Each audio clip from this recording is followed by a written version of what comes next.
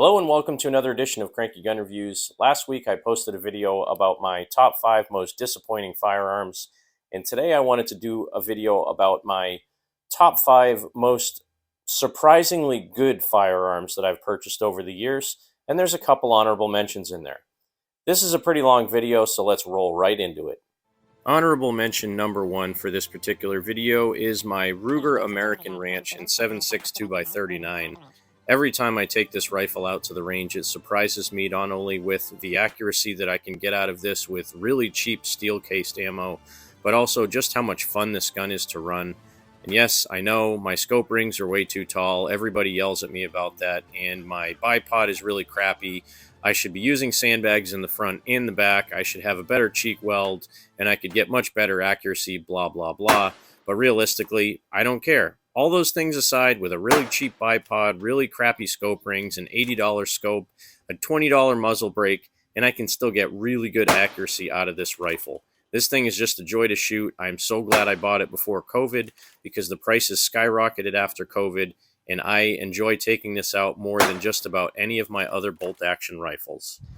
This is the Talamo at 25 yards. That's 5 rounds all touching. This is Red Army standard. 3 of them are almost touching in that group, and 4 of them are touching in this group with one off to the side. I did the Talamo in the middle target. So this is Talamo at 50 yards. That's about an 1.5 inch group. This is Red Army standard, 2 in that hole, and then 3 more around there. 2 in that hole, 3 more around there. That's really good at 50 yards for cheap ammo. These 5 are Talamo. That was kind of a crummy group at 100 yards. I know I pulled at least one of those. This was Talamo. That's not bad. That's not much bigger than it was at 50 yards. And then 5 rounds of Red Army standard here. That's not a very good group, about 2.5 inches. This one I slowed down and I used the sandbag on the last group. Just like at 50 yards, 2 in the same hole, 1 here, 1 here, and 1 here. That, for me, is plenty accurate out of a 7.62x39 with bulk cheap ammo. The gun we're talking about tonight is a TRISTAR Raptor 20 gauge semi-automatic shotgun. Now this TRISTAR Raptor I put in as an honorable mention mainly because I'd been looking for a somewhat inexpensive semi-auto shotgun for doing sporting clays, and I didn't want to go with a Beretta or something like that just because I didn't want to spend over $1,000. This was a brand I'd never heard of before. It is a Turkish-made shotgun, but it has a lot of quality parts inside of it. It has a chrome-plated bolt, chrome-lined chamber. The magazine release or the bolt release button is all made out of metal. It has a metal safety on it. And when I took this thing out to the range, I went out with a couple of boxes of reloads. A lot of them didn't even have good crimps on the top of the shotgun shells, and they were varying different powders and loads. And this shotgun ran absolutely everything without a single issue. I was out at the range with it for probably an hour and a half. I went through probably 100, 150 shells, again, varying different loads, and trying to do some trap shooting with this, throwing the clays up in the air, I was not very good at doing that. However, this shotgun performed flawlessly the entire day. And I have to say, I kind of felt bad after this because I felt bad because the one that my buddy bought, he ended up having a lot of I had such good luck with it. Mine still hasn't been able to take it out and do a successful hunt with it yet. But again, my experience has been very good with mine. Alright, starting off this list with number 5 is my H&K MP5 and 22 long rifle. This was a gun that I had kind of low expectations for when I first got it. I had seen a lot of videos online before I bought mine, and you know, realistically I should have had high expectations for it, but I've tried to temper my expectations to a point where I try not to be disappointed if something is not great. However, this HK MP5 22 has surprised me every time I've taken it out to the range. It is extremely reliable with various different types of ammo. I've shot all different kinds of ammo through it. I believe I've shot some Herders, I've put some Federal Auto Match through it, I've put some Aguila Super Extra through it, a whole bunch of different kinds of ammo, and this thing just runs everything that I give it.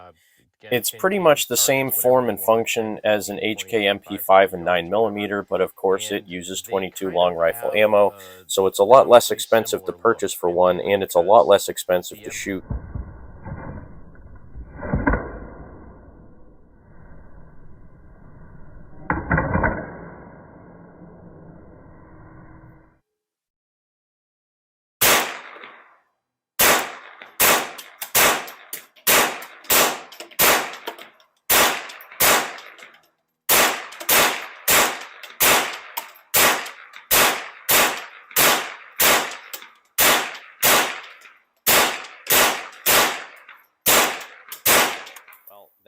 Moving on to number 4 on my list of most surprisingly good guns is my Underwood M1 Carbine.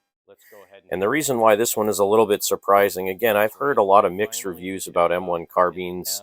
Typically, if you buy a military version, they're a lot better than the aftermarket or the commercially available guns that came out in the 60s and 70s and 80s. So that's why I waited so long to buy one, and this gun was no disappointment at all. Everything about this gun points to the fact that it's pretty much all original. It does have a re-arsenal stock and rear sight assembly, but other than that, every component on this gun is stamped with the Underwood U, and it also has the flaming bomb cartouches all over the receiver and all over the components, so that indicates that this actually was a military accepted gun. And more than likely this was refurbished and just sat in storage for many years and then was sold to the public, put in a collection, and then traded in, which is how I got it. I bought it from Cabela's, and again, this is the most expensive gun I've ever bought to date, but the reason that this gun is so good, I took it out to the range, it ran 100% flawlessly, and a lot of people complain that the magazines are very finicky on these, but I have 4 or 5 different brand magazines. Some are Milsurp and some are commercial, and they all ran very well out of this gun.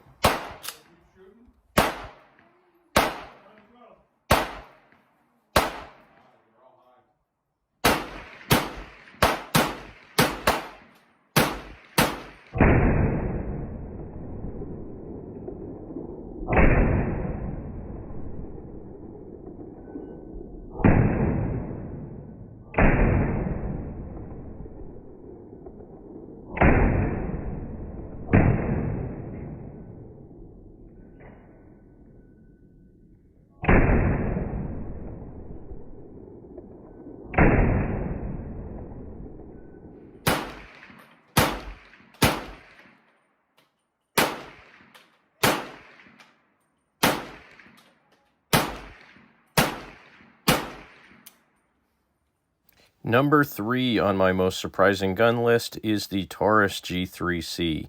This one's surprising because for the cost that you pay for this gun, it's remarkably good. Great value coming with 3 magazines. This has a lot of really nice, state compliant safety features built into it. It does not have a magazine disconnect, but it does have your witness hole, so you don't have to press check your slide to see if there's a round in it. That's something that's nice. It has the kind of Glock style trigger where it has the paddle in the middle. That acts as a safety for your trigger. And it's a really pretty well made pistol. I mean, it feels a little bit cheesy when you're pulling the trigger, but it's not bad for what it is. You know, it seems to be pretty well made. Stainless steel barrel. I think it just has a steel slide and a polymer lower, just like most of your striker-fired pistols. Because as they say, if it won't run on steel, it doesn't deserve brass, right?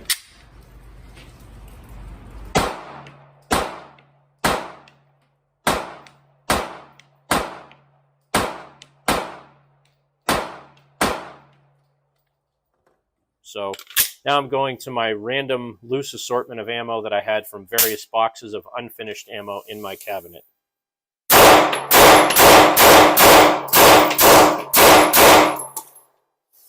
Not bad. The budget-minded Taurus G3C in 9mm. Let's see how he does.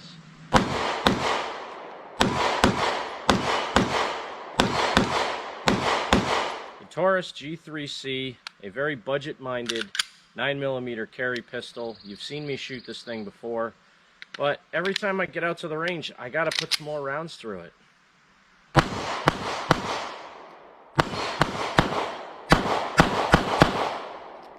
On the bench top.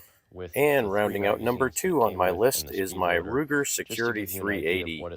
This is one of those guns that surprised me, I mean, totally for the better. I had no real, predisposition about the quality of this gun or the accuracy or anything when I bought it. I bought it because I wanted a nice, 380 double stack handgun, and I had been looking at the LCP2, but I decided on this one because the size is a little bit bigger. I think it would be a little bit more enjoyable to shoot and a little bit more accurate, and I was pleasantly surprised.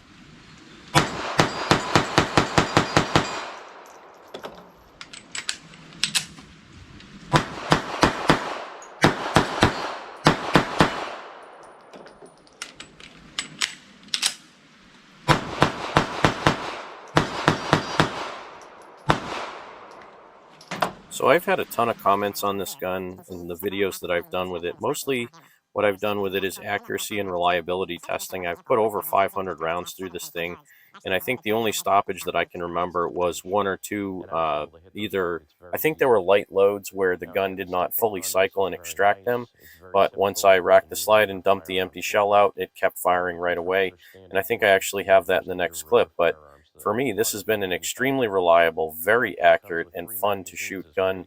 I carry it from time to time, and I have no qualms carrying it because it has proved to me that it will function when I need it to. That was a light load.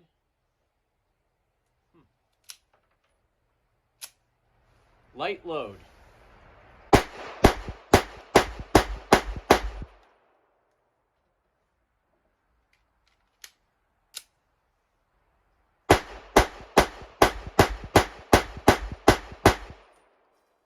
And number one may not be a surprise to some people, but it may be a surprise to others. The Stoeger STR-9 full-size 9mm handgun. This one, it's only been out for a couple of years. It has exceptional features for the price that you get this gun for. It is a great shooting firearm. The trigger is phenomenal.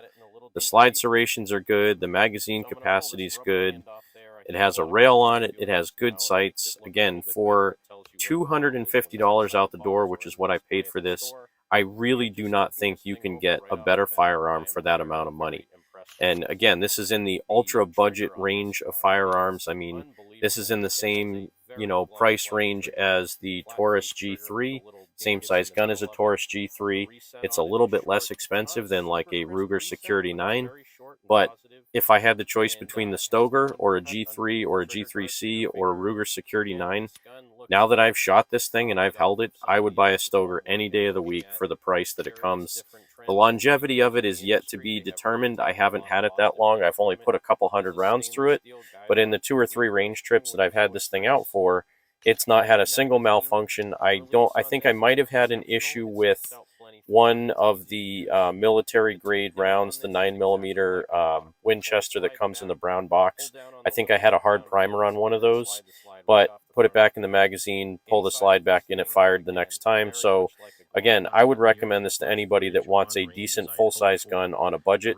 It's reliable, it's extremely accurate, it looks great, it's fun to shoot, and the functionality of it is very familiar of a striker-fired gun, a lot like a Glock or a lot of the Glock copy guns.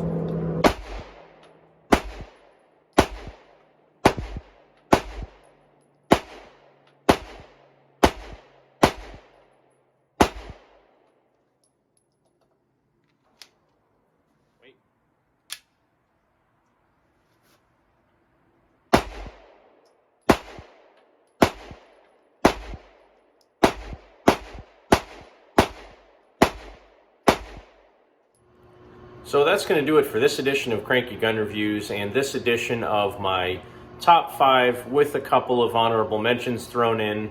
Most surprisingly good firearms that I've purchased over the years. Thanks again for joining me. Have a great day. God bless America. Make sure you support your 2A rights. Get out there and shoot. And you remember, if someone asks you to give up some of your freedom for the greater good, remind them that freedom is the greater good.